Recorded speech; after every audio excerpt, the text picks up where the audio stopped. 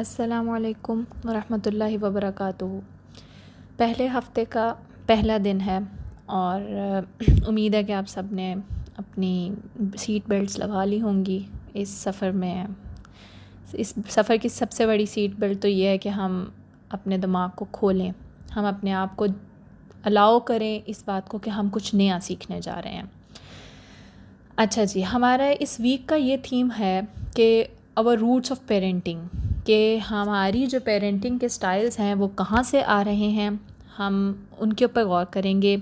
और आज का जो है वो ऑब्जेक्टिव जो है वो यानी हमारा होगा कि हम अगर तो ऐसे कोई पैटर्न्स हैं, ऐसे कोई रूल्स हैं जो हमारे पास से आ रहे हैं जो कि नहीं ठीक हैं, हम उनको अनलर्न करेंगे। अब होता ये है कि दो तरह की पेरेंटिंग है, एक ट्रेडिशनल पेरेंटिंग है और एक कॉन्शियस पेरेंटिंग है। ट्रेडिशनल पेरेंटिंग क्या होती है कि वो बच्चे को बाहर से देखती है, जबकि कॉन्शियस पेरेंटिंग क्या होती है, वो बच्चे को अंदर से देखती है। ट्रेडिशनल पेरेंटिंग क्या होती है, जो बच्चे के ऊपर उंगली उठाती है, और कॉन्शियस पेरेंटिंग क्या होती है कि हम अपने आप को देखते हैं कि हम क्या कर रहे हैं as a parent. Traditional parenting में अपने बारे में बहुत कम होता है, बहुत कम हम अपने बारे में सोचते हैं, हम इसी में पड़े रहते हैं कि हमने बच्चे को क्या करना है। ट्रेडिशनल पेरेंटिंग में ये होता है कि हम बच्चे को अपनी जो हमारी नीड्स हैं जो कि पूरी नहीं हो सकी, हम वो बच्चे के ऊपर थोपते हैं। जबकि कॉन्शियस पेरेंटिंग में ये होता है कि हम अपनी अनमेट डिज़ायर्स जो होती हैं हमारी, जो हमारे बचपन में पूरी नहीं हो सकती, हम वो बच्चे के ऊपर लागू नहीं करते, बल्कि बच्चे को एज एन इंडिविजुअल लेते हैं। तो सबसे बड़ी गलती जो होती है वो पेरेंटिंग की कह लें बेसिक से शुरू होती है। वो ये कि हम ये सोचते हैं कि बेस्ट पेरेंट कौन है। बेस्ट पेरेंट वो है कि जिसके बच्चे का जो फ्यूचर है वो बहुत सक्सेसफुल फ्यूचर होगा। हालांकि अगर ऐसी बात हो तो फिर तो इसका मतलब है कि आज तक मतलब 99% पेरेंट्स जो हैं वो गलत हैं क्या? ऐसे तो नहीं हो सकता। तो ये जो हमारी मिस्टेक है, जिसके ऊपर हम पूरी पेरेंटिंग की बुनियाद खड़ी करते हैं कि हमने सक्सेसफुल बच्चा बनाना है, ये हमारी सबसे वो बड़ी गलती है जिससे आगे सारी पेरेंटिंग का तिया पांचा हो जाता। फिर हम इस बात को बिल्कुल इग्नोर कर देते हैं कि हमने बच्चे से अनकंडीशनल लव करना। हम क्या करते हैं, बच्चे को कंडीशंस के ऊपर लव करते हैं। हमारे बच्चे ने आज मेरी सारे दिन की बातें मानी है, वाह मेरा बच्चा बहुत अच्छा, बहुत फरमाबरदार है। अगर उसने एक भी नहीं मानी ना तो बस बाकी उसकी सारी मिन्नतों को हम ज़ीरो कर देते हैं। मेरे बच्चे ने आज जो है वो मुझे टाइम दिया है, अगर थोड़े से बड़े लेवल पे जाएं कि वो मेरे पास आके बैठा है, तो वो अगर नहीं बैठ सका आज तो इसका मतलब है कि बाकी उसकी सारी खसूसियात ज़ीरो हो गई हैं। आज मैंने जब खाने के लिए कुछ भी खाने के आगे रखा, बच्चे ने मुंह नहीं बनाया, तो इसका मतलब है मेरा बच्चा बहुत अच्छा है। हम उसको मोहब्बत करते हैं जो ताबेदार बच्चा होता है, जो हमारे कंट्रोल में होता है, और यहाँ से ये होता है कि हम बच्चे के साथ हमारा कनेक्शन नहीं बन पाता। हमारे और हमारे बच्चे की बॉन्डिंग इस तरह आहिस्ता आहिस्ता वीक होती जाती है जब हम ये देखते हैं कि मेरा बच्चा मेरे फ्रेम जो मैंने सेट किया है उसके अंदर बैठ रहा है या नहीं। फिर उसके बाद हम अपने और बच्चे के रिलेशन को मैनिपुलेट करते हैं। हम उस कहते हैं कि मैं चूँकि तुम्हारा पेरेंट हूँ, और अल्लाह ताला ने माँ बाप की बहुत अहमियत रखी है और माँ का बाप का बहुत रुतबा है, अल्लाह कुरान पाक में जगह जगह आता है। तो हम वो रुतबा तो एक बालिग बच्चे के लिए है, वो रुतबा तो उस बच्चे के लिए है जो कुरान को समझ सकता है, जो पढ़ सकता है, वो उसके लिए है वो रुतबा। उसके ऊपर माँ बाप की फर्माबरदारी और ताबेदारी जाके तब लागू होती है। हम 2 साल के बच्चे से ये एक्सपेक्ट करने लग जाते हैं कि ये मेरा ताबेदार बन जाए। हम उसको मैनिपुलेट करते हैं। जो हमारे करने का टाइम होता है हम तब से अपना हक बच्चे से मांगने लग जाते हैं और बच्चे को उसका हक नहीं देते। और मैंने पहले भी जिक्र किया कि हमारी पेरेंटिंग शुरू होती है, मैं उसको रोटी खिला रहा हूँ, मैं उसको कपड़ा दे रहा हूँ, इससे ज़्यादा और कोई हम जिम्मेदारी नहीं समझते। और जो करने के 8-10 साल शुरू के होते हैं उसमें हम कुछ करते नहीं, और जब बच्चा बालिग हो जाता है तो फिर तो ऑफ कोर्स और ज़्यादा टसल शुरू हो जाती है। तो इसलिए हम अपने और उसके रिलेशन को जो है वो मैनिपुलेट करते हैं। आप देखें, हम 4 साल के बच्चे को भी अपने फ्रेम ऑफ माइंड से बाहर नहीं देखना चाहते। इससे पता चलता है कि हमारी कितनी मैनिपुलेशन होती है इस रिश्ते के अंदर। फिर क्या होता है कि हम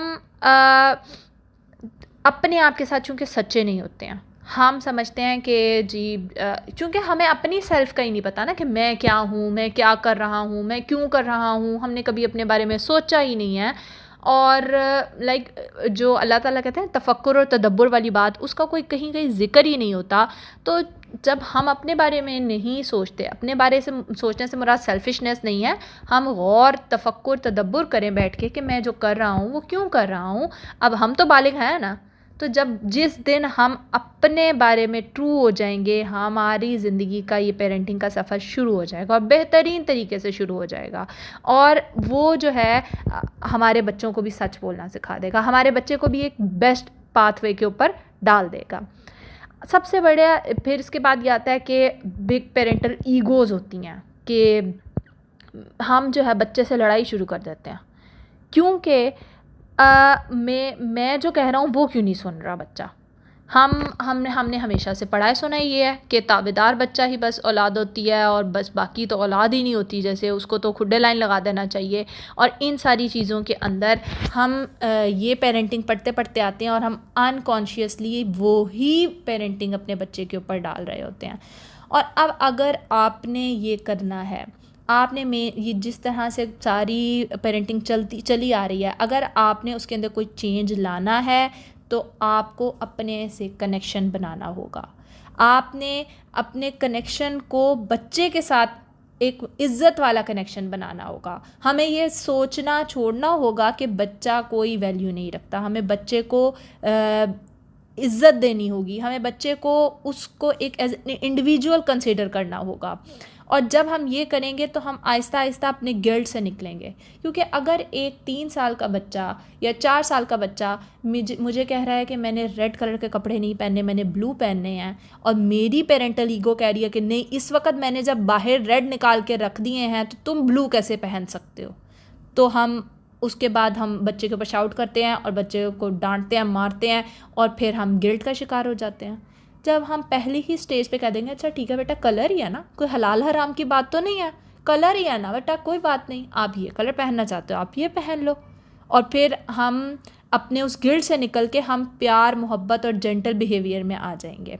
और आपको एक बात बताऊं कि ये जो बच्चे होते हैं ना, ये आपका मिरर होते हैं, ये आपको आईना दिखाते हैं।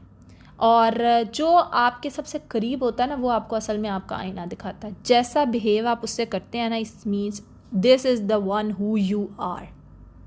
तो आप देख लें कि आपके बच्चे की नज़र में आप क्या हैं। आप सामने बच्चे को रख के देखें, आप देखेंगे मैं उसको कैसे ट्रीट कर रही हूँ। और जब मुझे ये पता चलेगा ना कि मैं उसको कैसे ट्रीट कर रही हूँ, तो फिर उसके बाद आपको अपने बारे में सब कुछ क्लियर हो जाएगा। So yes, it's all about us. ये मेरे बारे में है कि मैंने ये सोचना है कि मैं क्या कर रही हूँ, मैं किस तरह से लेके चल रही हूँ मैं। क्योंकि बच्चा तो जब ऊपर से आया था, वो तो एक आराम से सुकून से अल्लाह ताला ने उतारी थी, एक छोटी सी प्यारी सी चीज़। उसे तो सिर्फ मोहब्बत चाहिए थी, लेकिन हमने उसको मोहब्बत देने की बजाय अपनी ईगो, अपनी अनमेट डिज़ायर्स, अपने असूल, अपनी रिवायात, अपना सब कुछ उसके ऊपर हम डालते गए, और वो आहिस्ता आहिस्ता बनता बनता वही बन जाता है जो आजकल सोसाइटी में आपको सब कुछ नज़र आ रहा है। अच्छा जी, यहाँ पे आज का ये तो ख़त्म हो गया कि मतलब हमें करना क्या है। अब इसमें एक छोटा सा टास्क मैं आप लोगों को दूँगी कि आप लोगों ने सोचना है कि ये जो आप काम कर रहे हैं, आप क्यों कर रहे हैं। लाइक ये अगर कोर्स आप अटेंड कर रहे हैं, why you are taking this course, ठीक है। फिर दूसरा सवाल आपने ये करना है कि what is your personal reasons for that. तीसरा आपने ये करना है कि आपने हर सेंटेंस जो लिखना है अपने आप से पूछना है कि ये जो मैं लिख रही हूँ, ये वाकई में इज़ दिस फील ट्रू, यानी ये जो मैंने लिखा है, ये जो जवाब हैं, मैं अपने से सच बोल के लिख रही हूँ या मैं किसी प्रेशर में आके लिख रही हूँ। तो जो आपके जहन में रिलैक्स मोड में सच्चे जवाब आएंगे आपने वो लिखने हैं, ठीक है। और फिर आपने ये लिखना है कि ये जो आपने कोर्स लेने के बारे में सोचा है, आपने ये किसी अपने बच्चे की हरकत की वजह से सोचा है या कुछ और कोई चीज़ थी जिससे जो है वो आपने इसको अडॉप्ट करने का सोचा कि मैं ये प्रोग्राम लूँ। यानी आप बच्चों से बहुत परेशान हैं या कोई और सोच थी, आप क्या, आपका गोल क्या है, लाइक कि आप क्यों ये करना चाहते हैं। फिर जब आप ये कर लेंगे तो एक लास्ट काम आप लोगों ने ये करना है कि आपने कोई भी क्रिएटिव छोटा सा काम करना है। आपने जो भी सोची है कि ये इस कोर्स को लेने के लिए, आप उसको कहीं लिख लें। आप उस सोच के बारे में क्या करना चाहते हैं और इसको आप पेंट कर लें, कहीं लिख के लगा लें कि आपका विजन क्लियर होना चाहिए कि मैं ये क्यों करने लगी हूँ, मैं ये कोर्स क्यों करने लगी हूँ। फॉर एग्ज़ाम्पल जिस तरह मैंने जब ये सारा कुछ पढ़ा तो मेरे माइंड में क्या था कि me and myself help ourselves, be true to seek true, everything's come true. मतलब मैं अपने साथ जुड़ूँ, मैं अपने आप को जानूँ। जितना मैं अपने आप को जानती जाऊँगी उतना मैं अपने बच्चे के बारे में जानती जाऊँगी। और जब मैं अपने साथ मिल के काम करूँगी, आपको किसी एक्सटर्नल पावर की ज़रूरत नहीं है कि कोई एक्सटर्नल आए और वो आके आपको पेरेंटिंग करवा दे। नहीं, ये पेरेंटिंग हमारे अपने अंदर से है और ये हमारे लिए है, क्योंकि जितना हम सेटिस्फाइड होंगे उतना हम बच्चे को अच्छे तरीके से कर सकेंगे। सो ये छोटा सा एक टास्क है, अगर आप इसको कर लें, लिख लें, कहीं आप पेंट कर सकते हैं, कोई ड्रॉ कर सकते हैं कि आप पेरेंटिंग को किस तरह विजुलाइज करते हैं अपने दिमाग में, आप पेंटिंग कर लें, आप लिख लें, जो नॉर्मल डायरी लिखना चाहते हैं वो लिख लें, लेकिन आप इन सवालों के जवाब भी दें और इसको भी करें। जितना मैं आपको छोटा छोटा रोज़ का टास्क दूंगी इंशाल्लाह, जितना आप टास्क को कम करेंगे देखिएगा कि आपके लिए क्लियर होती जाएंगी। क्योंकि ये जो हाथ से जब हम कुछ लिख लेते हैं, कुछ कर लेते हैं, तो वो हमारे लिए बहुत लॉन्ग रन फ़ायदा देता है हमें, वो हमारी लॉन्ग टर्म मेमोरी के अंदर आ जाता है।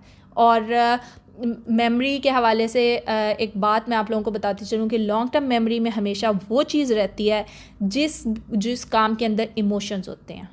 अगर वर्क प्लस इमोशंस ऐड हो जाएं तो आपकी लॉन्ग टर्म मेमोरी रहती है। तो ये कोर्स करने के लिए आप लोग अपने इमोशंस को लिखें, आप लोग लिखें आप क्यों कर रहे हैं, आप इसके साथ अटैचमेंट शो करें। जितनी आप अटैच होंगी इस सारी प्रोसेस के अंदर, उतना आपके लिए आपको पेरेंटिंग करना आसान हो जाएगा। इंशाल्लाह आज ये यहाँ पे ख़त्म करते हैं और कल मिलते हैं अगली वीडियो के साथ। जज़ाकल्लाहुल खैर। अस्सलामु अलैकुम वरहमतुल्लाहि वबरकातुहू।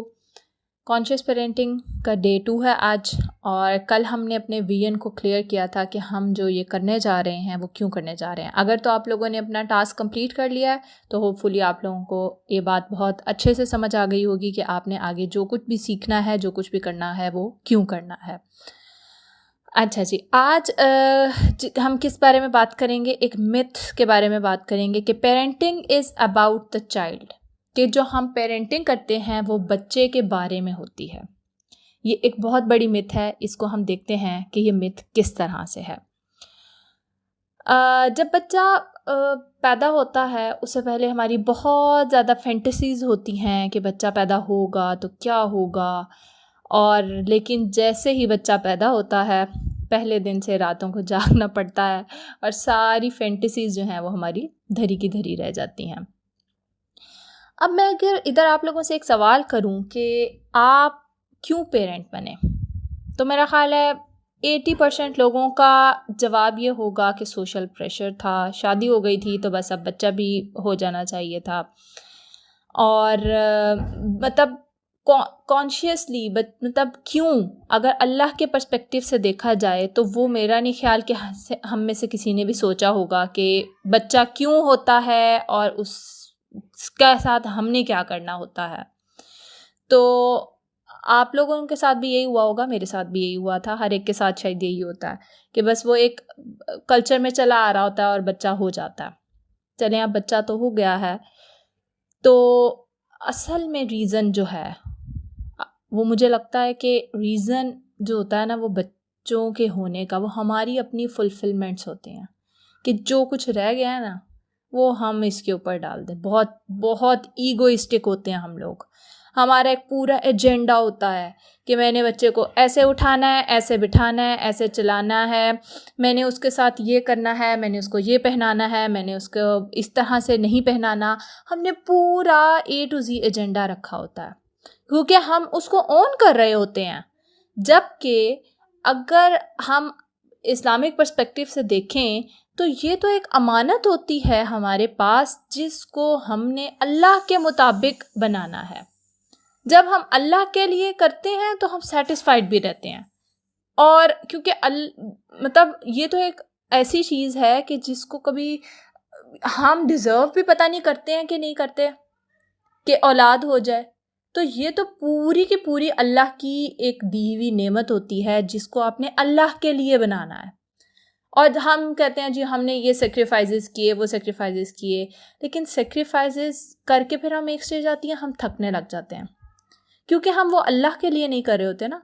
और अल्लाह का हालांकि अगर आप असूल देखें तो इस दुनिया में हमेशा से ये असूल चलता आ रहा है और ये अल्लाह का बनाया हुआ असूल है कि बच्चा अगर शुरू में होता है वो पूरे आपके ऊपर डिपेंडेंट होता है। आहिस्ता आहिस्ता आहिस्ता आहिस्ता वो अपने ओन पे खड़ा होने लग जाता है, आपका कंट्रोल ख़त्म होता जाता है।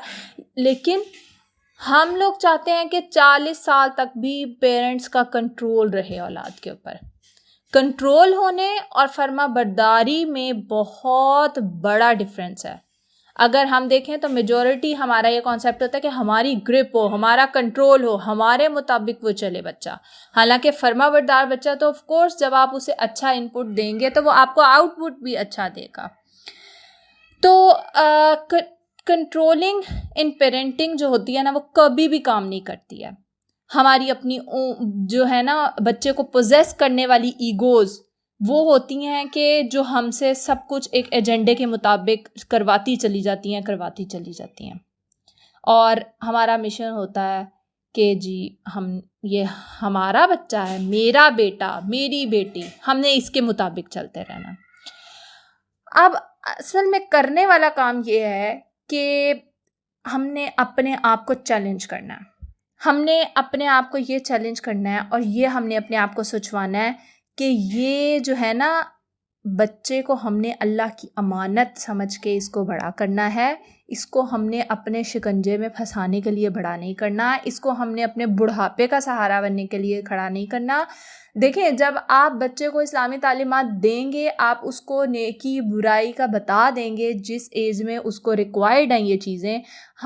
अगर हम 15 साल की उम्र में बच्चे को बताएंगे ना कि बेटा अच्छाई ये है, बुराई ये है, कुरान ये कहता है, हदीस ये कहता है, तो वो वक्त गुजर गया।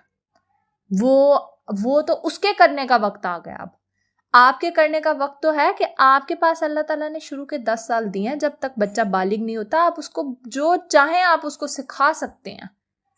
अल्लाह ताला ने एक माँ को इतनी अच्छी ये पावर दी है कि वो उसके अंदर जोन सी भी अच्छी चीज़ चाहे वो डाल सकती है।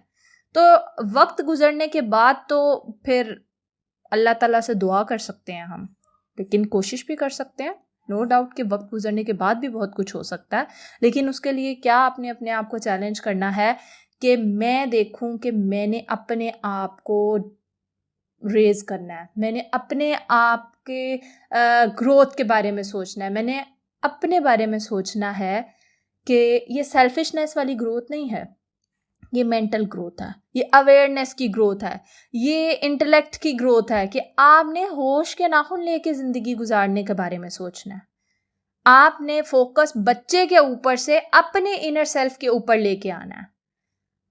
आपने देखना है कि मेरे अंदर कौन कौन से मसाइल हैं जिनको मैं ठीक करूं तो शायद मेरा बच्चा ठीक हो जाए।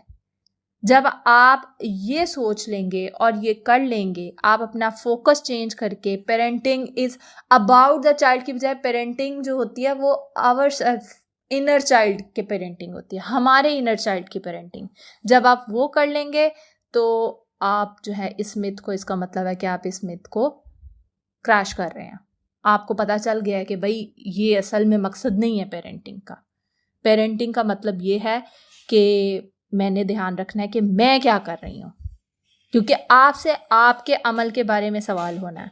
आपसे आपके औलाद के अमल के बारे में तब सवाल होगा जब आपने उसको अच्छे बुरे की तमीज़ नहीं सिखाई होगी। ये अल्लाह का कानून है कि आपसे आपके बारे में सवाल होना है। तो जब अल्लाह ने एक कानून बना दिए तो हम पेरेंटिंग के अंदर वो कानून क्यों भूल जाते हैं? हम बच्चे से सवाल जवाब क्यों करने लग जाते हैं? हम ये क्यों सोचने लग जाते हैं कि ये मेरे मुताबिक चले? आप खुदा तो नहीं है, वालिदैन हैं। वालिदैन के दर्जे बहुत है, नो डाउट बहुत है, लेकिन आप अपने करने के वक्त में तो कुछ करें ना। जब आप अपने करने के वक्त में कर लेंगे तो इंशाल्लाह आपको आउटपुट भी बहुत अच्छा मिलेगा।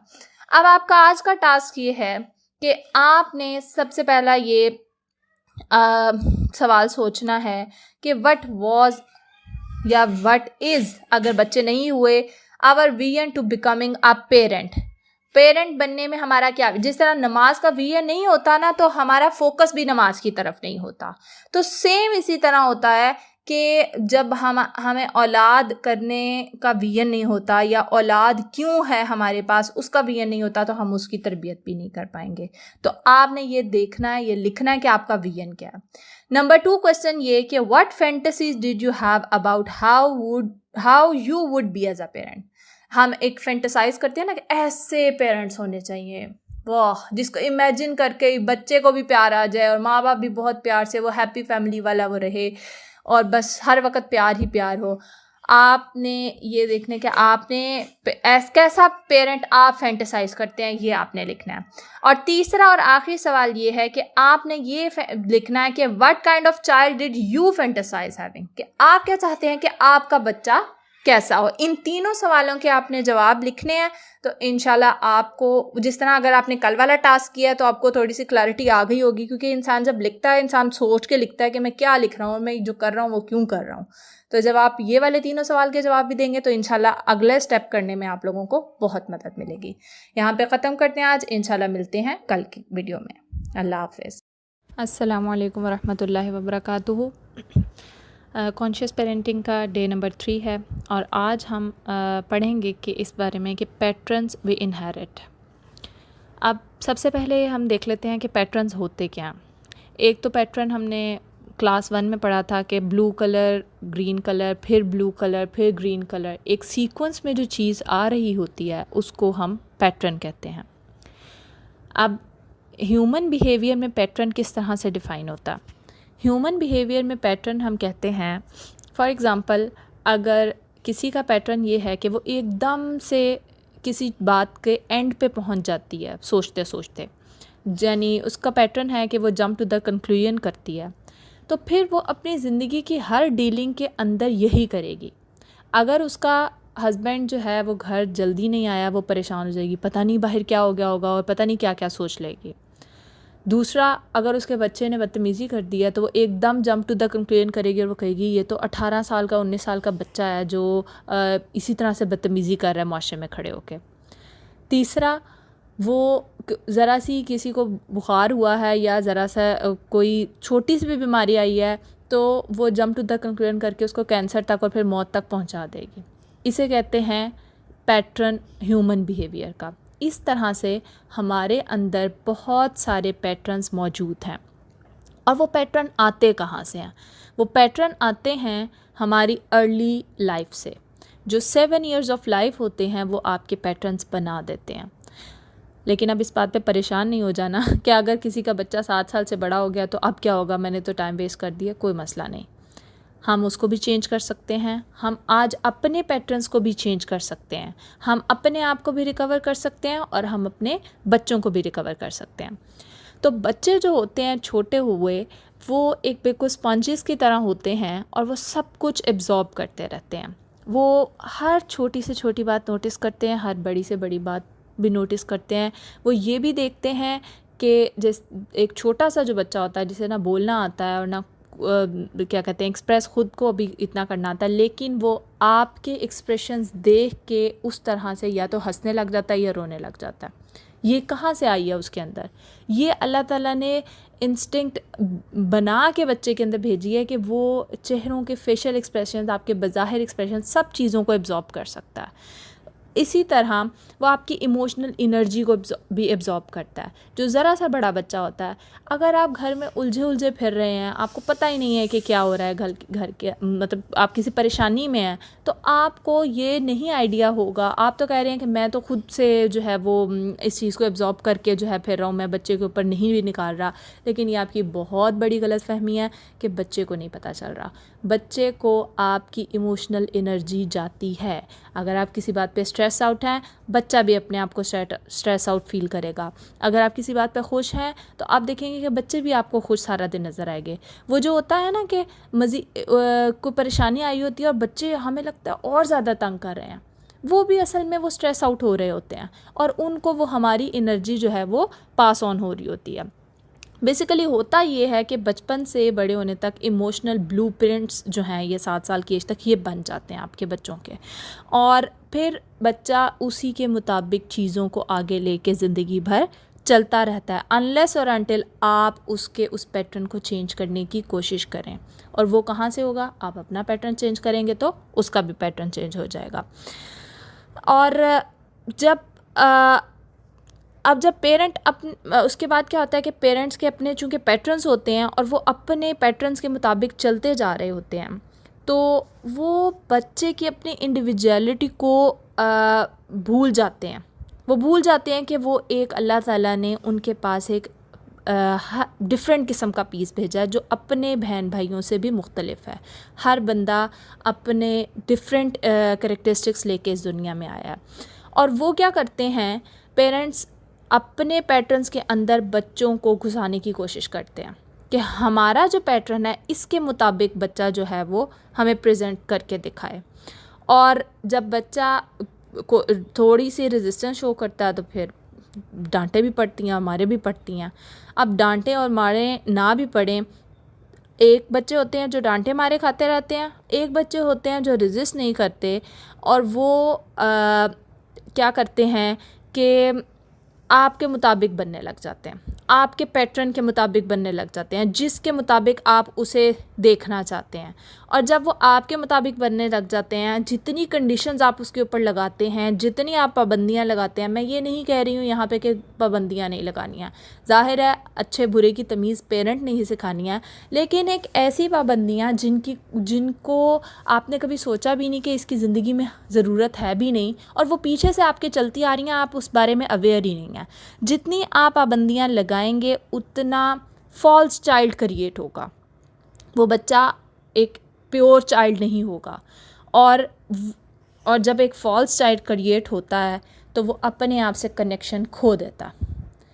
अब आज हम बैठ के ये सोचें कि हमारा अपनी ज़ात से कितना कनेक्शन है, हमें पता है कि मैं क्या चाहती हूँ, मैं क्या नहीं चाहती। हम अपने सारी चीज़ों को दो चीज़ों के अंदर, दो जुमलों के अंदर आराम से डिफ़ाइन कर देते हैं। मैं खुश हूँ, मुझे गुस्सा आ रहा है। इन दो बातों के अलावा हमें ना अपनी फीलिंग्स का पता होता है, ना हमें अपने एक्सप्रेशंस का पता होता है, ना हमें ये पता होता है कि हमारा पैटर्न क्या है, ना हमें ये पता होता है, मतलब हमने कभी बैठ के तफक्कुर ही नहीं किया। हमें अपने आप से हमारा कनेक्शन ही नहीं होता। जब हमारा अपने आप से कनेक्शन नहीं होगा तो बताएं भला हम किसी दूसरे को क्या कनेक्शन दे पाएंगे। तो इसी तरह हम वो ही डिसकनेक्शन हम बच्चों के अंदर जो है वो ट्रांसफ़र करते जाते हैं।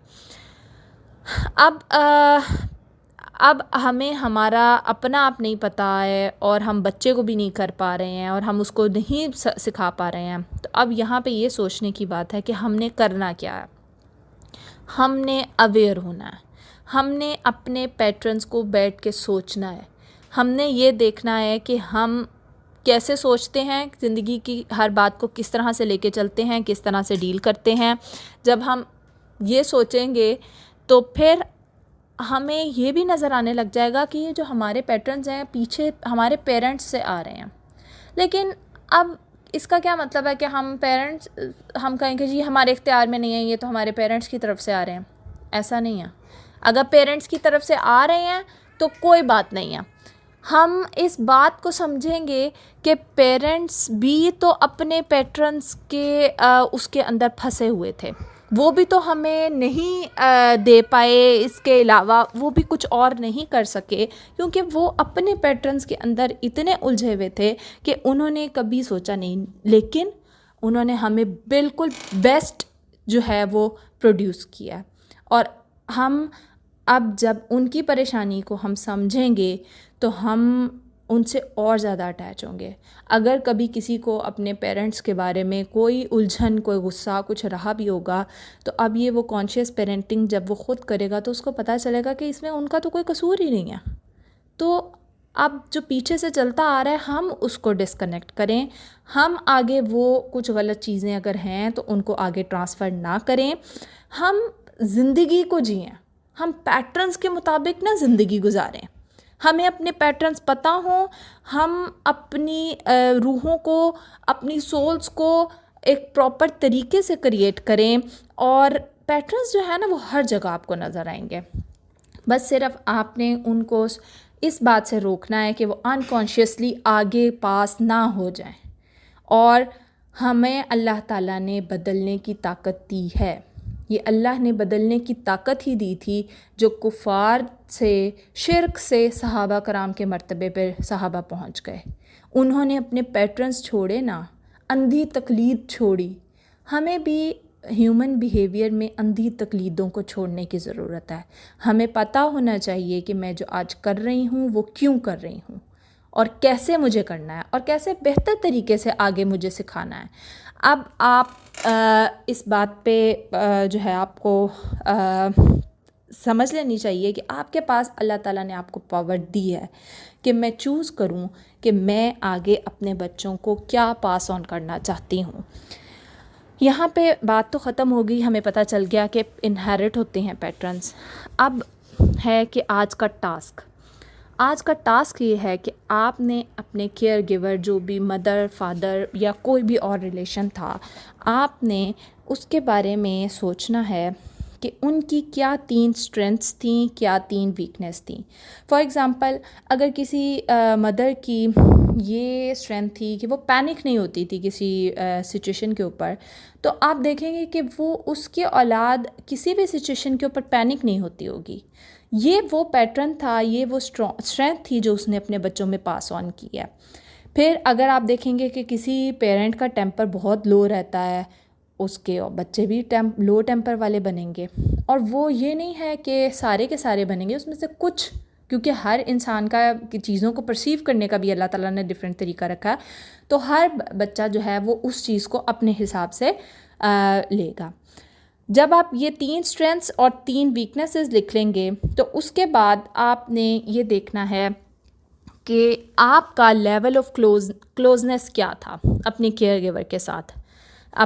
वो आपकी कोई भी हो सकते हैं, मैंने पहले भी जिक्र किया है। और आपने उसको रेट कर लेना है 1 से लेके 10 तक के नंबर में कि क्या आप नंबर देंगे। और फिर आपने उसके आगे रीज़न लिखनी है कि क्या रीज़न थी कि मैंने ये नंबर दिया। फॉर एग्ज़ाम्पल ये कि लेवल ऑफ क्लोजनेस को जो है मैं 5 नंबर दे देती हूँ, कि फिर उसकी रीज़न क्या है कि मैं जो है कुछ बातें तो शेयर कर लेती थी अपनी अम्मी से, लेकिन कुछ बातें नहीं शेयर कर पाती थी। फिर उसके बाद आपने लिखना है कि लेवल ऑफ कनेक्शन, उसको मैं चलें लेट से मैं 7 नंबर दे देती हूँ। अब उसकी रीज़न भी आपने लिखनी है। उसकी रीज़न क्या है लेवल ऑफ कनेक्शन की, कि वो बहुत अच्छे हग्स देती थी, वो बहुत मतलब जब भी उनके पास जाके बैठते थे वो एकदम बहुत अटेंशन देती थी। ये वो चीज़ें हो सकती हैं जो आप रीज़न में लिख सकते हैं। फिर तीसरा है level of honesty. Level of honesty में आपने फिर ग्रेडिंग करनी है। आप लेट से इसको 8 नंबर दे देते हैं या 6 नंबर दे देते हैं। इसकी रीज़न आपने लिखनी है, क्योंकि नॉर्मली ये होता है कि माएँ गुस्सा करती हैं तो बच्चे कुछ तो बता देते हैं और कुछ नहीं बता पाते हैं। उनका लेवल ऑफ ऑनेस्टी 10 कभी भी नहीं हो सकता। तो ये आपने इसको रीज़न लिखनी है। फिर है कि आपके घर में जो फीलिंग्स थी वो एक्सप्रेस की जाती थी या सप्रेस की जाती थी। लाइक अगर कोई दुख का मोमेंट आया है तो क्या सब दुखी होते थे या उसको छुपा लिया जाता था। उसको गायब कर दिया जाता था कि, या अगर कोई खुशी का मोमेंट आया है तो उसको एंजॉय किया जाता था घर में, या बस सो रखा जाता था। आपने ये लिखना है कि फीलिंग्स आपके घर में किस तरह से डील की जाती थी। फिर लास्ट क्वेश्चन आप लोगों ने ये लिखना है कि how was love expressed at home. आपके घर में जो है वो मोहब्बत को किस तरह से लिया जाता था। बहुत हैपनिंग थी, मोहब्बत को बहुत हैपनिंग समझा जाता था, या बस थी? क्योंकि उससे आप ये मैसेज रिसीव करते हैं रिगार्डिंग लाइफ के लाइफ जो है, मतलब जिस तरह का घर में मोहब्बत के बारे में माहौल होता है, आपकी लाइफ की तरफ जो है वो उतनी ही पॉजिटिव होता है। अगर तो आप सब प्यार प्यार और इस तरह से रहते हैं तो आप लोगों की लाइफ जो है वो बहुत हैपनिंग टाइप होगी और आप उसको हैप्पी लाइफ कंसिडर करेंगे। या अगर कोई सफरिंग और मजलूमियत और इस तरह से लिया जाता है तो आप देखेंगे कि आपके लाइफ भी आपको, आपकी भी लाइफ और आप अपने बच्चों में भी अनकॉन्शियसली यही डिलीवर कर रहे हैं। तो बस ये आज का टास्क ये था, और जब आप ये सवाल लिख लेंगे तो आपको पता चल जाएगा कि वो बातें जो ऊपर जैसे थी वैसे आज आप हैं, और सेम उसी तरह कल आपके बच्चे होंगे। सो ये लिखने का मकसद ये है कि आप इस बात से अवेयर हो सकें कि पैटर्न इनहेरिट होते हैं और हमें इनको ब्रेक लगा के चेक करना है कि कौन सा पैटर्न ऐसा ठीक है, कौन सा गलत है, मैंने पास ऑन करना भी है या नहीं। तो ये कॉन्शियस पेरेंटिंग है। यहाँ पे आज का डे मैं ख़त्म करती हूँ। इंशाल्लाह मिलते हैं कल के वीडियो में। अस्सलामु अलैकुम वरहमतुल्लाहि वबरकातुहू। डे नंबर 4, और आज हम देखेंगे एक और मिथ, और वो है गुड पेरेंट्स आर नेचुरल। ये उसी तरह से है कि बंदा ये सोचे कि अल्लाह ताला ने तो रिज़्क लिखा है जितना लिखा है, तो अगर मैं एक जगह बैठा भी रहूँ बग़ैर कोशिश के मुझे वो मिल जाए। तो अगर हम माँ बाप बन गए हैं और अल्लाह ताला ने हमें इस नेमत से नवाज़ दिया है, लेकिन हम कॉन्शियसली पेरेंटिंग नहीं कर रहे, तो इसका मतलब है कि हम कोशिश नहीं कर रहे। और अगर हम कॉन्शियसली पेरेंटिंग नहीं कर रहे और हम सोचें कि हमारी औलाद बेस्ट औलाद निकलेगी, तो ये इसका मतलब है कि बहुत बड़ी हम भूल में बैठे हुए हैं। इंस्टिंक्ट्स जो होती हैं वो इंसान को प्रॉब्लम क्रिएट करती हैं। इंस्टिंक्ट्स जो होती हैं वो कॉन्शियसनेस के अगेंस्ट जाती हैं। मैं ये कह रही हूँ, या मेरा पैटर्न है, वो पैटर्न के ऊपर चलती हैं। जो इंस्टिंक्ट्स होती हैं वो कभी भी आपको प्रेजेंट में रहते हुए नहीं सोचने देती। तो हम जो हैं वो कभी भी ये नहीं कह सकते कि मेरी इंस्टिंक्ट कह रही है कि मुझे इसको अभी इस तरह से सिखा देना चाहिए। इंस्टिंक्ट वो नहीं है। इंस्टिंक्ट तो है कि आप अगर, तो आपका अपने बच्चे के साथ ताल्लुक़ है और आपको पता चल रहा है कि आपका बच्चा आपको क्या कहना चाह रहा है, वो इंस्टिंक्ट है जो कॉन्शियस पेरेंटिंग की इंस्टिंक्ट है। क्योंकि देखें, जब हमारे पास ये छोटी छोटी चीज़ें हमारे गोद में आती हैं तो क्या हम उससे पहले मिले होते हैं? क्या हमने उसकी शक्ल देखी होती है? क्या हमने ये देखा होता है कि वो कैसे बिहेव करेगा? जिस तरह हम किसी नए इंसान से मिलते हैं, फ़र्स्ट टाइम मिलते हैं, तो क्या हम उसके बारे में पहले ही राय कायम कर लेंगे, या हम उसको वक्त देंगे, उसको समझेंगे, कुछ अपनी समझाएंगे, कुछ उसकी समझेंगे। Same goes with the children, कि जब हमारे पास ये औलाद की नेमत आती है तो ये बिल्कुल एक न्यू एक्सपीरियंस होता है हमारी लाइफ का। और हर बच्चा, एक तो ये है कि औलाद की नेमत आ जाना एक्सपीरियंस है, एक ये है कि एक औलाद के बाद दूसरी औलाद का आ जाना, ये भी एक न्यू एक्सपीरियंस आपको देता है। और जिनके एक से ज़्यादा बच्चे, उन्हें पता होगा कि सेकंड थर्ड हर चाइल्ड को डील करना एक अपनी ही साइंस होती है। तो हर बच्चा भी हमें एक डिफरेंट एक्सपीरियंस देता है, और हम आहिस्ता आहिस्ता अपने हर बच्चे के साथ एक नए तरीके से बढ़ते चले जाते हैं और अपनी ग्रोथ करते चले जाते हैं। फिर हम ये सोचते हैं कि मेरी औलाद हो गई है, फिर भी मुझे टैकल नहीं करना आ रहा बच्चा, तो मेरे माँ होने का क्या फ़ायदा? इसका मतलब है कि हम परफेक्शनिज़म के पीछे भाग रहे हैं।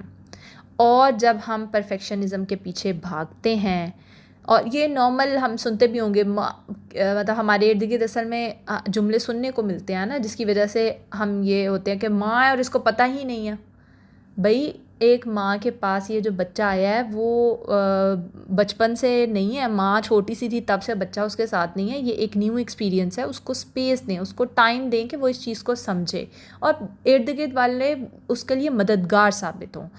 तो हमने ये देखना है कि अगर हम परफेक्टली परफॉर्म नहीं कर रहे तो हम कहीं शेम और गिल्ट में तो नहीं जाते जा रहे, क्योंकि जब हम शेम और गिल्ट में इन्वॉल्व हो जाते हैं तो हम भूल जाते हैं कि हम अभी क्या कर रहे हैं। हम फिर उस शेम और गिल्ट वाले पैटर्न से, जिस तरह का हमारा ताल्लुक़ होता है, हम अपने बच्चों को उस तरह से डील करने लग जाते हैं। हमें तो रिफ़ॉर्म्स लेके आनी है अपनी ज़िंदगी में, और वो रिफ़ॉर्म्स इंसान Aahista Aahista step by step लेकर आता है। और एक जो कॉन्शियस पेरेंट होता है वो पैदाइशी पेरेंट नहीं होता। ये नहीं है कि अगर अल्लाह ताला ने एक बच्ची पैदा किया तो वो पैदाइशी पेरेंट होने का या माँ होने का वो लेके बनेगी, वो सीखेगी उसको।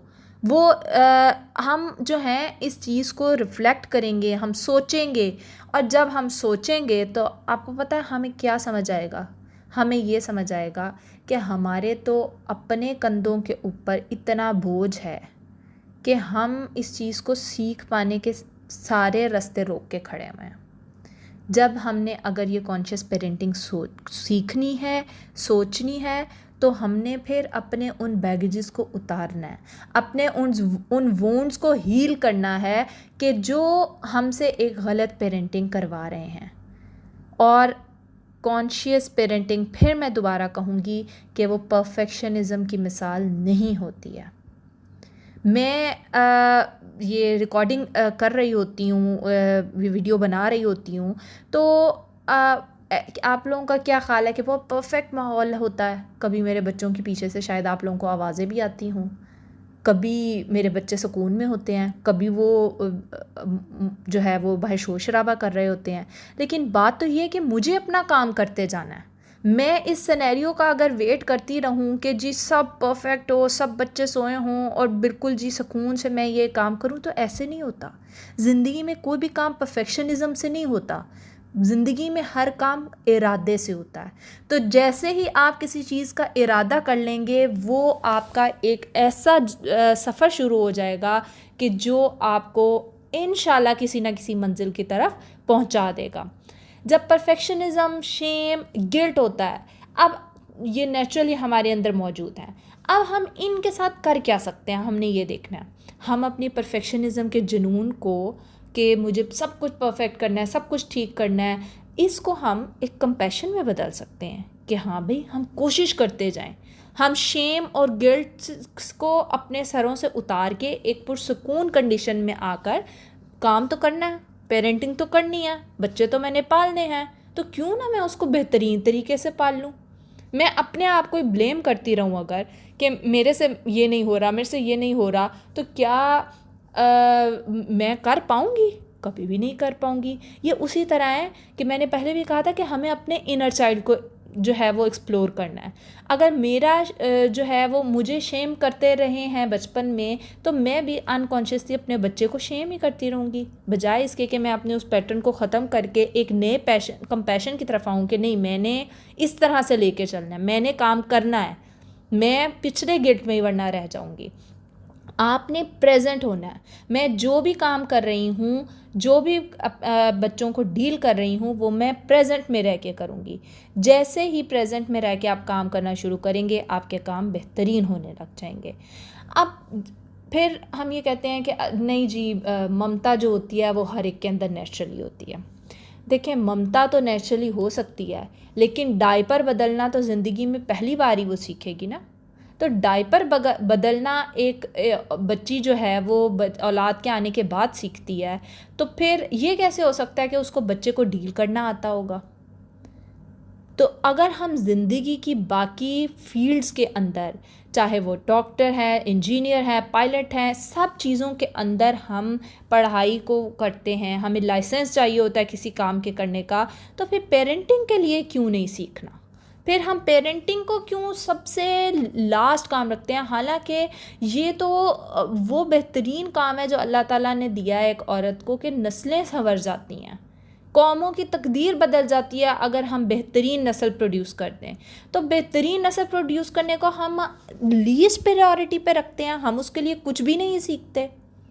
तो जब हम कुछ सीखेंगे नहीं तो फिर हम कॉन्शियस कैसे हो सकेंगे? देखिए, बहुत सारी बातों का पता होना, हमें पता होता है कि हमें बच्चों के ऊपर शाउट नहीं करना चाहिए, हमें बच्चों को मारना नहीं चाहिए, हमें बच्चों के साथ आराम से बात करनी चाहिए, हमें ये सब पता होता है, लेकिन वो हमारे अमल में पता है क्यों नहीं आती? क्योंकि हमें पता ही नहीं होता कि हमें ये क्यों करना। हमने कभी आज तक सीखा ही नहीं है कि हमें पेरेंटिंग एक अच्छे तरीके से क्यों करनी है।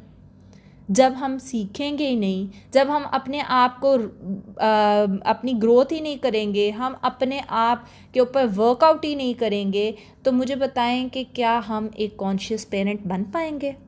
कभी भी नहीं बन पाएंगे। अब चले, हमने ये देख लिया कि हमें कॉन्शियस पेरेंट बनना है, हमें ये समझ आ रही है कि हमने क्यों औलाद की तरबियत करनी है, क्योंकि जो पैटर्न्स पीछे से चलते आ रहे हैं हमने उस साइकिल को ब्रेक करना है, हमने कुछ पॉजिटिविटीज़ अपनी औलादों में आगे लानी है।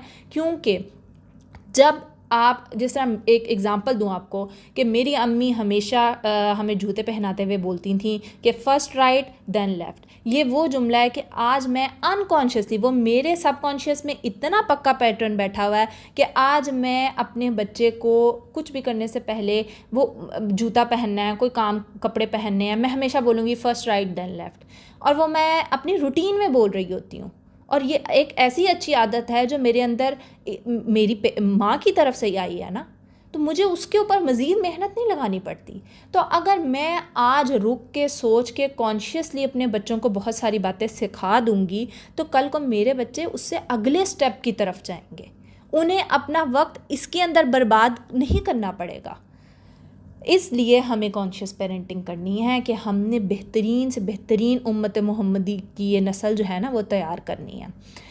अब इस स्किल को हम डेवलप कैसे करेंगे? हम कॉन्शियस अट्यूनमेंट करेंगे, हम कॉन्शियसली अपने बच्चे के साथ ताल्लुक़ बनाएंगे, हम बच्चे की एनर्जी को, जो उसकी इंटरनल एनर्जी है, उसके ऊपर गौर करेंगे। हम देखेंगे कि करंट सिचुएशन क्या चल रही है, हम अपनी टोन को फिगर आउट करेंगे कि हम किस टोन में बोल रहे हैं, हम बॉडी लैंग्वेज को देखेंगे कि हमारी बॉडी लैंग्वेज क्या है उनको डील करते हुए। और जब हम ये सारा कुछ देखेंगे तो हमें ये नज़र आएगा कि इन सब के पीछे, जैसे ही मैं बच्चे को डील कर रही हूँ, उन सब के पीछे मेरा अपना कोई हिडन एजेंडा होगा, उसके पीछे मेरी अपनी कोई सोच होगी, मेरी अपनी कोई अनमेट डिज़ायर होगी, मेरी अपना कोई फियर होगा, जिसकी वजह से मैं बच्चे के साथ ऐसे बिहेव करूँगी। देखें, हम अक्सर देखते हैं बच्चे रो रहे होते हैं, माँ कहती है मुझे समझ ही नहीं आ रही, पता नहीं क्यों रो रहे हैं।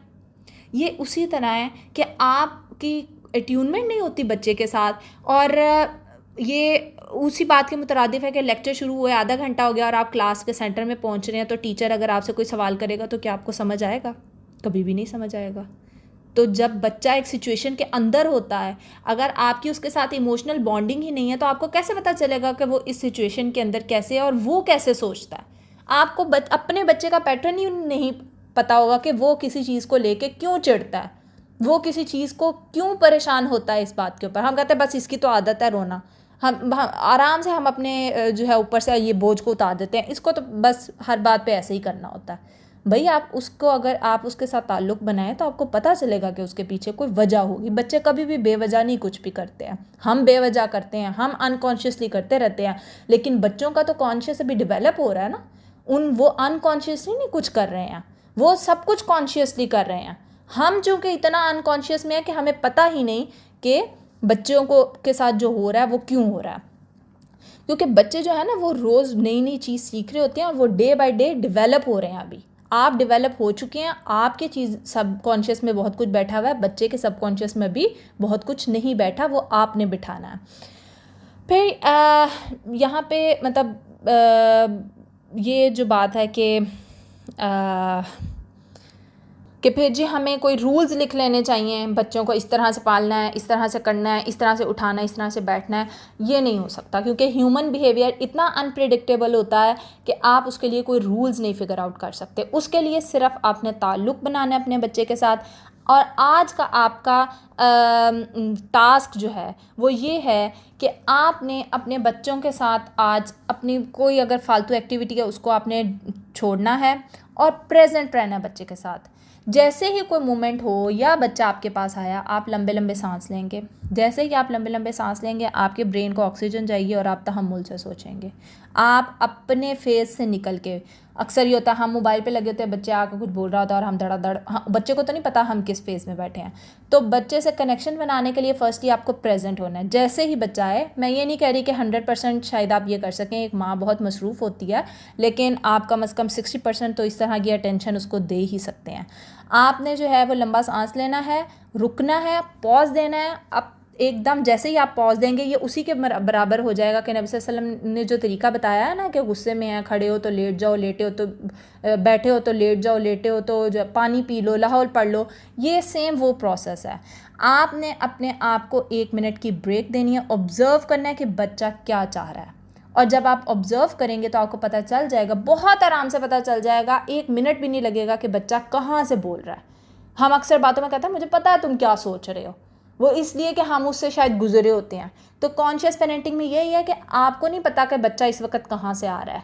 आपने सिर्फ पॉज दे के आज का दिन ये प्रैक्टिस करनी है कि मैंने पॉज दे के बच्चे के साथ, बच्चे के प्रेजेंट में रहते हुए, उसके ऊपर बग़ैर कोई अपनी साइंस लगाए, सिर्फ वो जो कह रहा है उसकी बात को एज इट इज़ आपने सुनना है। और जैसे ही आप सुनेंगे आपको उसको डील करना आसान हो जाएगा। तो ये आपका टास्क है, ये इंशाल्लाह ज़रूर करना है। और इससे ही आपको आइडिया हो जाएगा कि आप बहुत सारी चीज़ें, 30% चीज़ें तो जो है वो आप आराम से बच्चों की हल कर सकेंगे इंशाल्लाह। मिलते हैं कल के वीडियो में। जज़ाकल्लाह खैर। अस्सलामु अलैकुम वरहमतुल्लाहि वबरकातुहू। डे नंबर 5 है और आज हम देखेंगे कि हमने एक स्किल सीखनी है। अभी तक तो हम सारी बातें पढ़ रहे थे, इन्फॉर्मेशन ले रहे थे, मिथ्स के बारे में डिस्कस कर रहे थे। तो आज हम ये स्किल सीखेंगे और वो स्किल क्या है? Projection to pause. अब हमने पॉज लगाना है तो किस बात पे लगाना है? इसमें सबसे पहली बात मैं आप लोगों को बताती चलूँ कि हमारा और हमारे बच्चे या हमारा या किसी भी इंसान के साथ हमारे कनेक्शन के अंदर एक सबसे बड़ी जो रुकावट होती है वो क्यों पैदा होती है। तब किसी भी इंसान को देख के हम उसके बारे में अच्छा या बुरा क्यों सोचते हैं, या हम उससे एक पर्टिकुलर वे में क्यों बिहेव करते हैं। ये एक हमारा दिमागी जो है ना वो प्रोसेस होता है, साइकोलॉजिकल प्रोसेस होता है। और वो साइकोलॉजिकल प्रोसेस होता है प्रोजेक्शन करना। किस बात की प्रोजेक्शन करना? रिफ्लेक्सिव इमोशनल हैबिट की, यानी जज्बाती रद्द अमल की। जब भी हम किसी इंसान को देखते हैं तो हम क्या करते हैं कि हम अपना रद्द अमल उसके ऊपर डालते हैं। हम कहते हैं कि ये मेरा भाई है, हम कहते हैं ये मेरी माँ है, ये मेरा बेटा है, तो इसको मेरे मुताबिक सोचना चाहिए।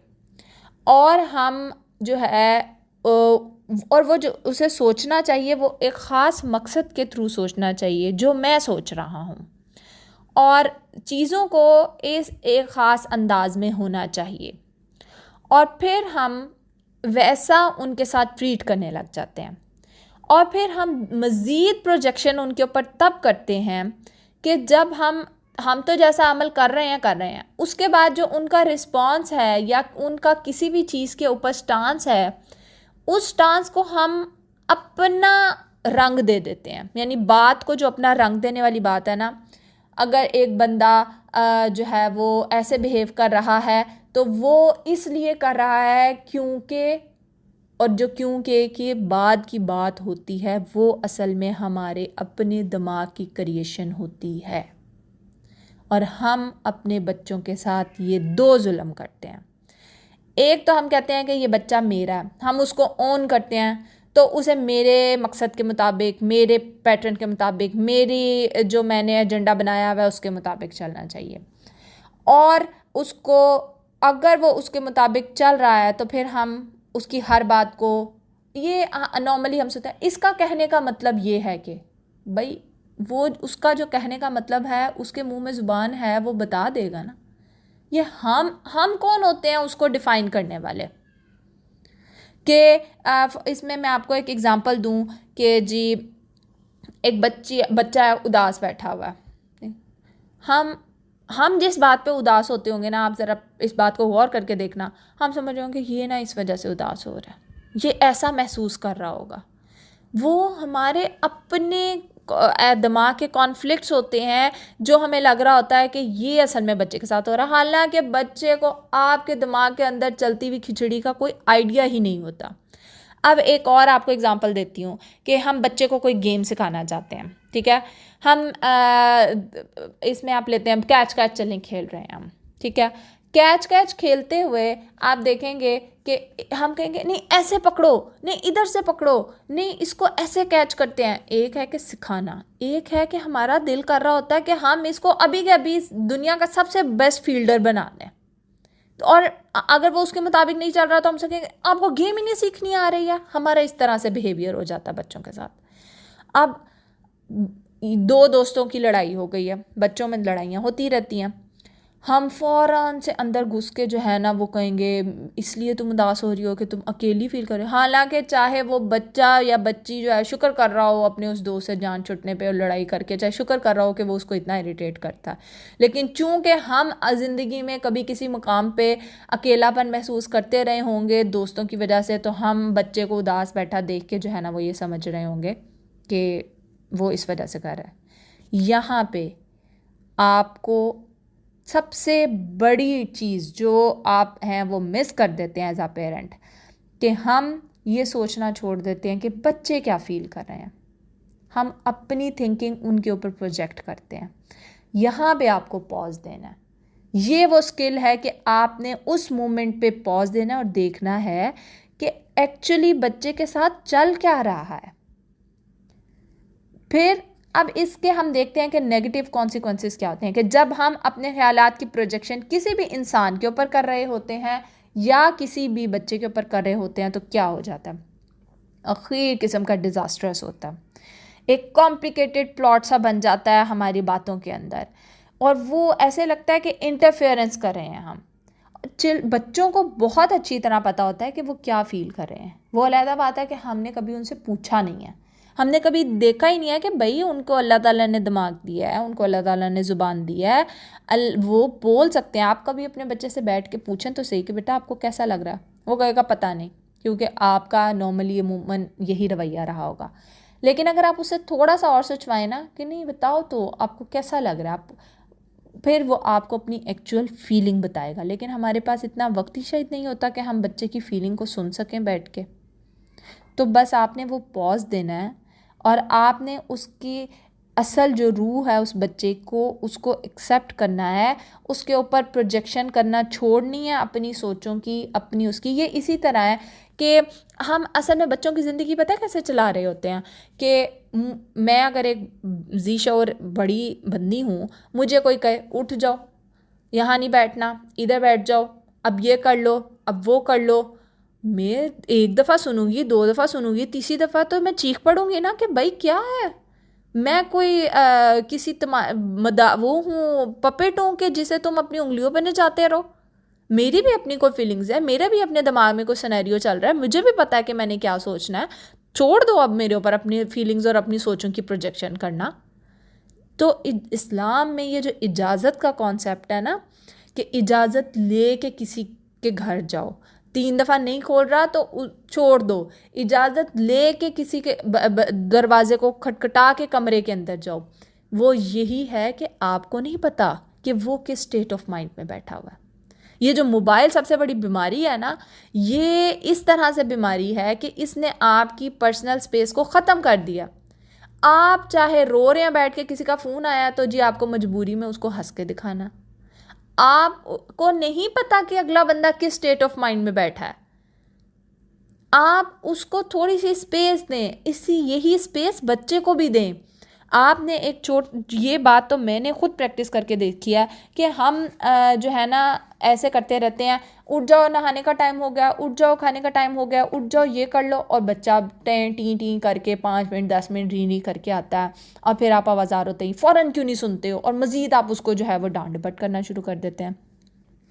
मैंने ये करना शुरू किया कि अपने बच्चों को हर काम से 10 मिनट पहले एक रिमाइंडर देना शुरू कर दिया। भाई अल्लाह ताला ने जब अज़ान का एक नमाज का रिमाइंडर दिया है तो मैं अपने बच्चे को किसी दुनियावी काम के लिए भी रिमाइंडर क्यों नहीं दे सकती? अल्लाह ताला ने कहा ना इंसान भूलने वाली चीज़ है, तो बच्चों को भी ये मार्जिन दे, वो भी इंसान है, उनको मार्जिन देंगे।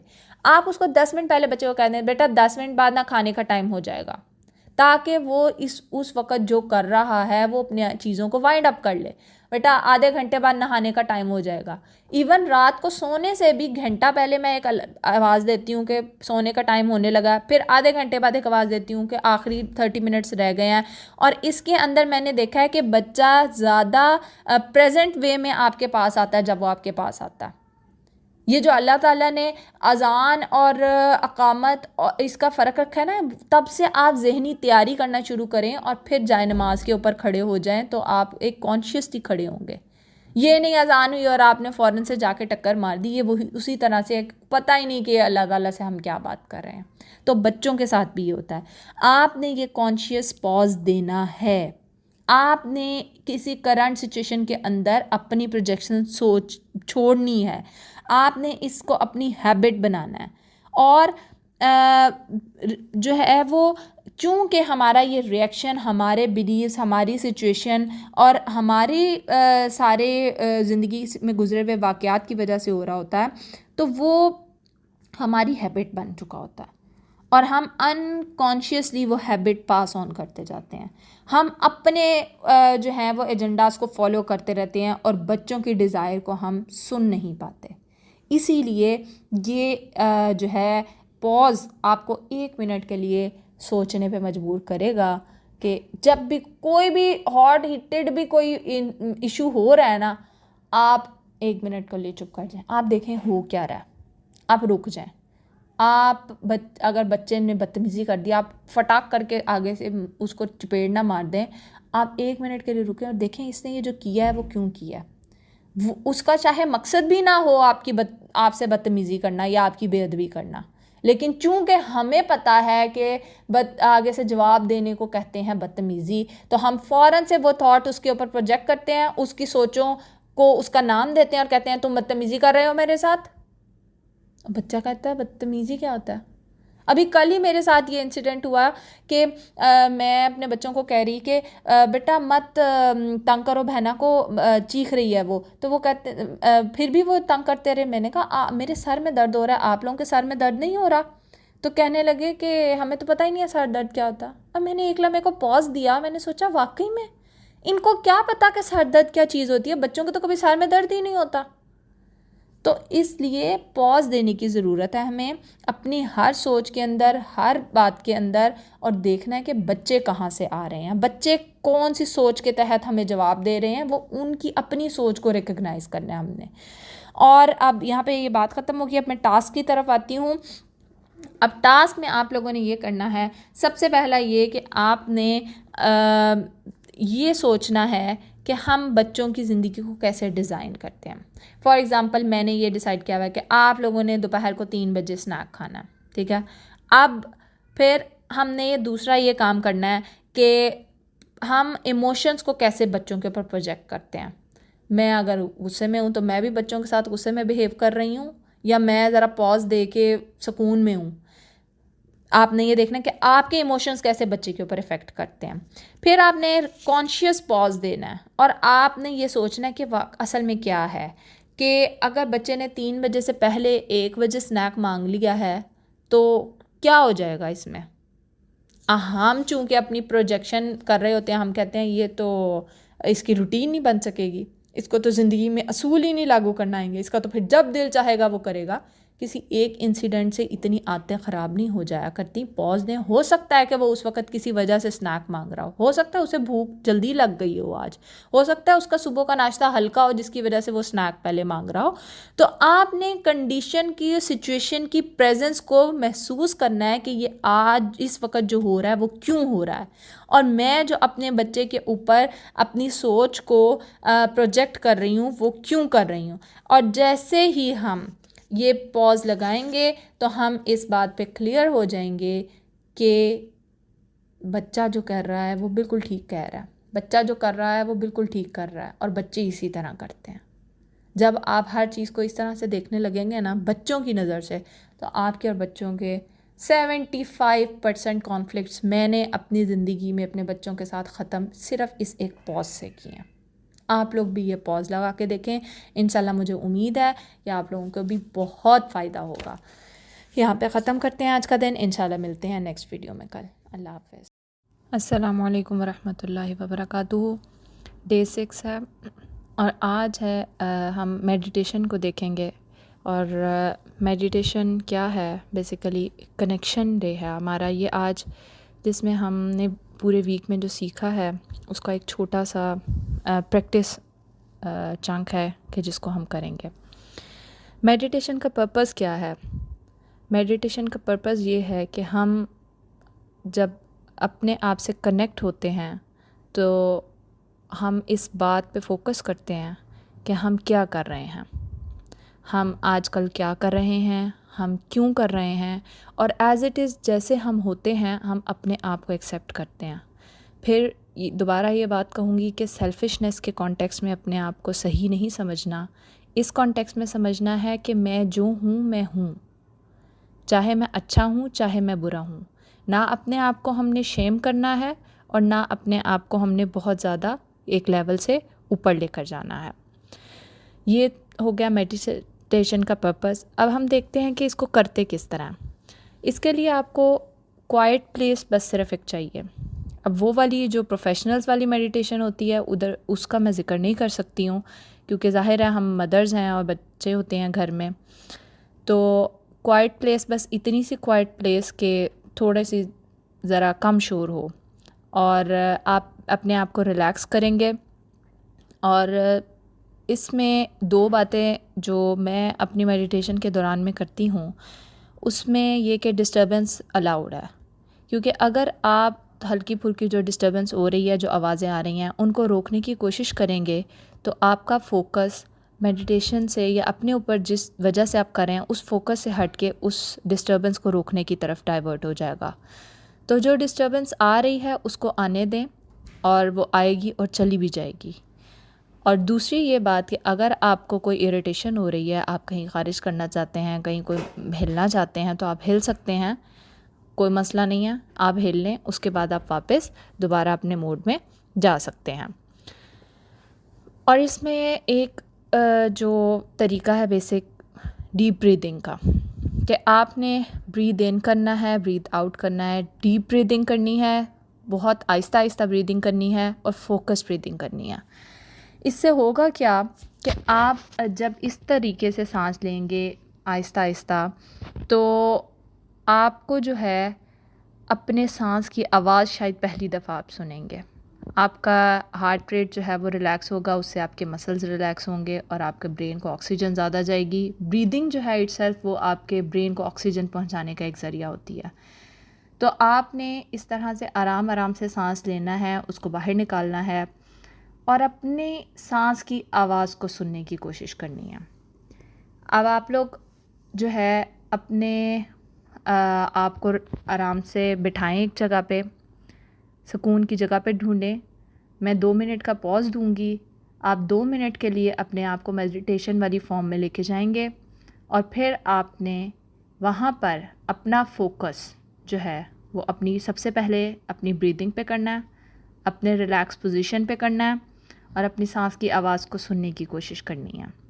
अब जब आप सांस की आवाज़ को सुन रहे होंगे तो आप गौर करेंगे कि आपका फोकस सिर्फ अपनी ब्रीदिंग पे होगा। आप ना पास्ट में होंगे ना फ्यूचर में होंगे, आप फोकस्ड होंगे सिर्फ प्रेजेंट की तरफ। और जब आप प्रेजेंट में होते हैं तो वो बेस्ट मोमेंट होता है कुछ भी करने का। तो ये एक तरह से आपको प्रेजेंट में रहने, किस तरह से प्रेजेंट में रहना है उसकी प्रैक्टिस है। अब जब आप वो 2 मिनट के पॉज के अंदर प्रेजेंट में आ जाएंगे तो आपने अपने बच्चों की शक्ल अपने जहन में लानी है और आपने अपने माइंड की आंखों से अपने बच्चों की शक्ल को देखना है। जब आप ये करेंगे तो आपको ये पता चलेगा कि आपकी जो बच्चों की शक्ल आपके जहन में आ रही है वो बग़ैर किसी लेबल के आ रही होगी। आप कुछ भी नहीं ऐसा लग रहा होगा कि बच्चा अच्छा है या बुरा है।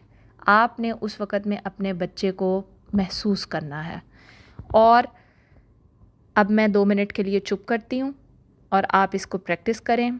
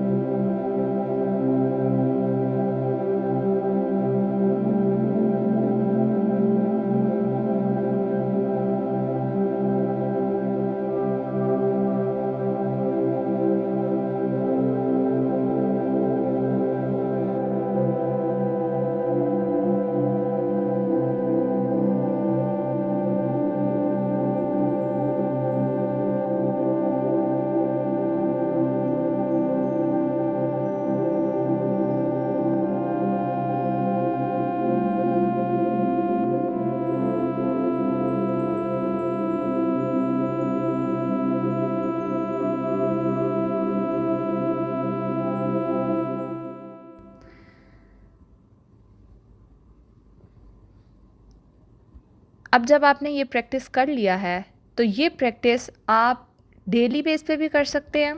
5 मिनट की मेडिटेशन कर लें, 10 मिनट की कर लें, इट्स अप टू यू कि कितना आपको टाइम मिलता है। और हफ्ते में एक दफ़ा करना चाहते हैं, हफ्ते में एक दफ़ा करें, लेकिन इससे आपका फोकस जो है वो इंक्रीज़ होगा।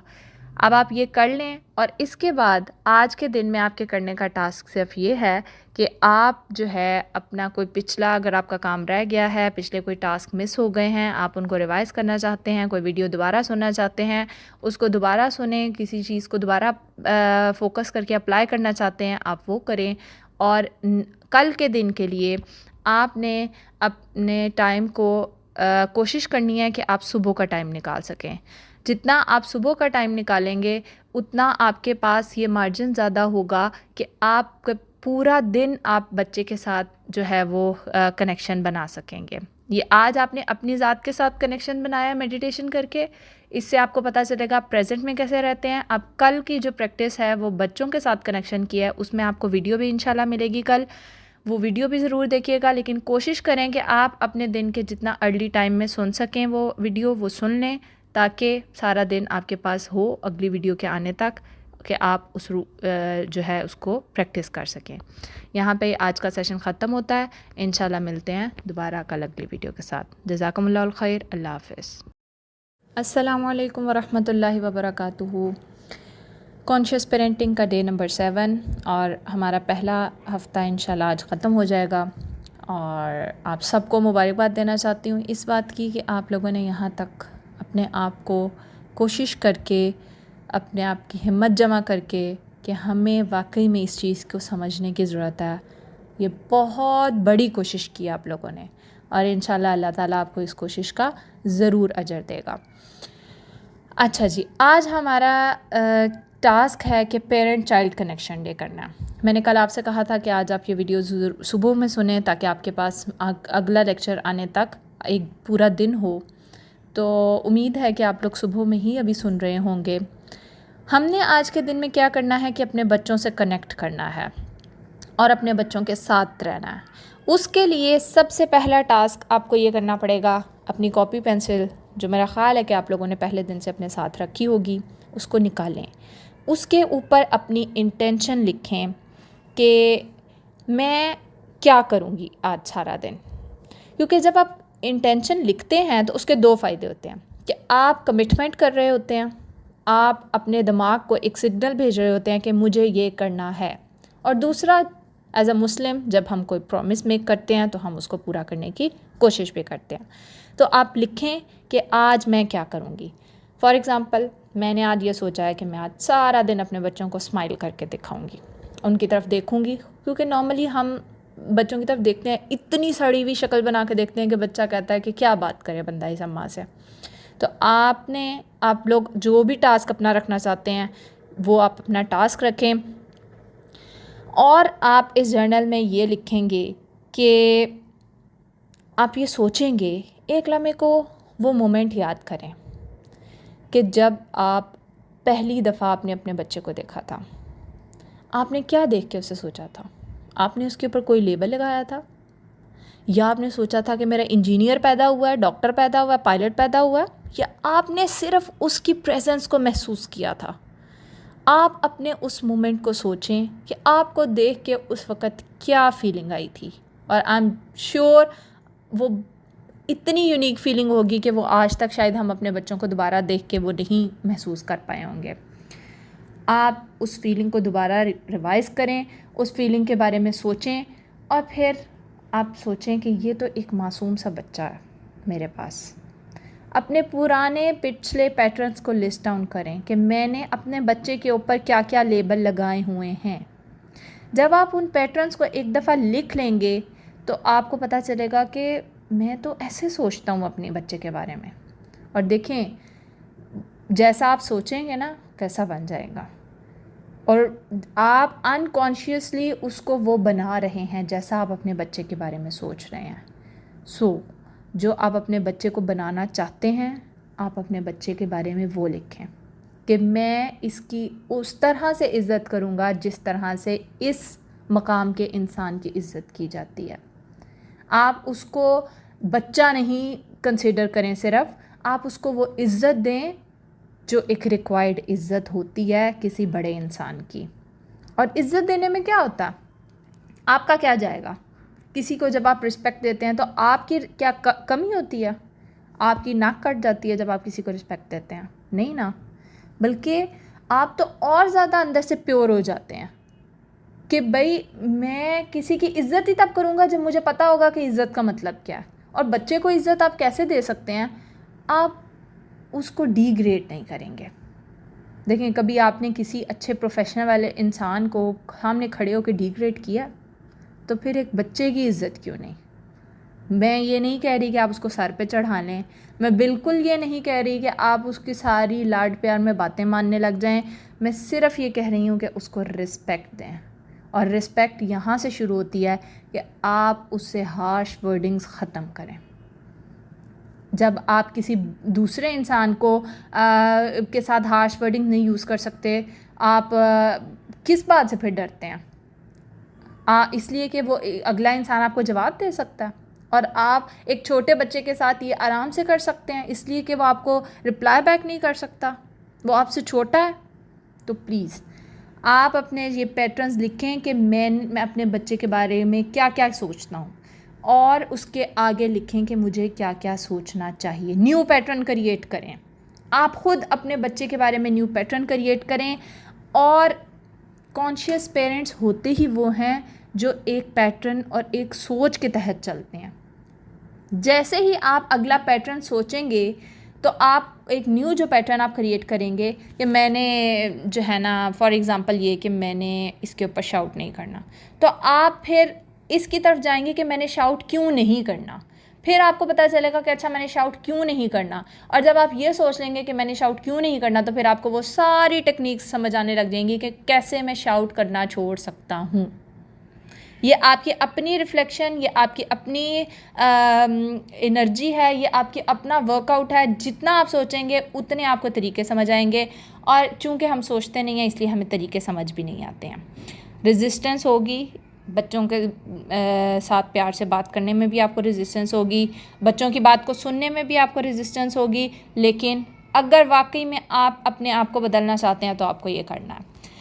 फिर आप उसके बाद तीसरा ये काम करेंगे कि आपने अपनी फीलिंग्स को लिखना है, इमेजिन करना है कि जब मैं एक न्यू पैटर्न बना रहा हूँ जिसमें कोई एजेंडा नहीं है, ओपन स्पेस है, मैं अपने बच्चे को एज ए इंडिविजुअल एक्सेप्ट कर रहा हूँ, तो ये करके मुझे कैसी फीलिंग होगी। आपने इमेजिन करना है कि मैं अपने आप को पास पैटर्न से आज़ाद किया है, मैं अपने बच्चे के ऊपर अब कोई लेबल नहीं लगा रहा, और फिर आपने लिखना है कि what kind of parent would you be like. ये आपका सारा, ये आज जो है ना आपने ये लिखना है सारा कुछ, और फिर उसके बाद ये सारा कुछ जो आप लिखेंगे ये आपने आज प्रैक्टिस करना है। फिर आपने एक लास्ट चीज़ जो है वो दोबारा पहले भी खैर मैं जिक्र कर चुकी हूँ कि आपने अपनी इंटेंशन को कहीं बड़ा सा करके आज लगा लें कि, और वो अपने सामने रखना है आपने उस इंटेंशन को कि आज मैंने सारा दिन ये करना। यकीन माने आप एक दिन सिर्फ बच्चे को स्माइल करके भी देख लें ना, तो आपको पता चलेगा कि बच्चा आपको उससे ज़्यादा स्माइल बैक करेगा। बच्चा आपको 50% तंग नहीं करेगा। आप बच्चे की तरफ किसी अच्छे रिएक्शन से देखें। ये एक छोटी सी एग्जांपल है, आप अपना कोई भी टास्क रख सकते हैं। तो आज आप अपना ये पेरेंट चाइल्ड कनेक्शन बनाएंगे, और ये जब आप बना के इसका रिज़ल्ट देखेंगे तो आई होप कि आप अपने इस पैटर्न को, अपनी इस जो है प्रैक्टिस को डेली बेस पे आसानी से कर सकेंगे। बहुत छोटा सा काम है, सिर्फ आपने कॉन्शियसली आज का दिन गुजारना है और कॉन्शियसली आपने अपनी एक टास्क को रखना है जो आपने अपने सामने लगाना है, और इंशाल्लाह जो है वो आप कर सकेंगे। इंशाल्लाह मिलते हैं कल अगली वीडियो के साथ। होप कि आपका आज का दिन अपने बच्चों के साथ बहुत अच्छा गुजरे। जज़ाकल्लाह खैर। अल्लाह हाफ़िज़।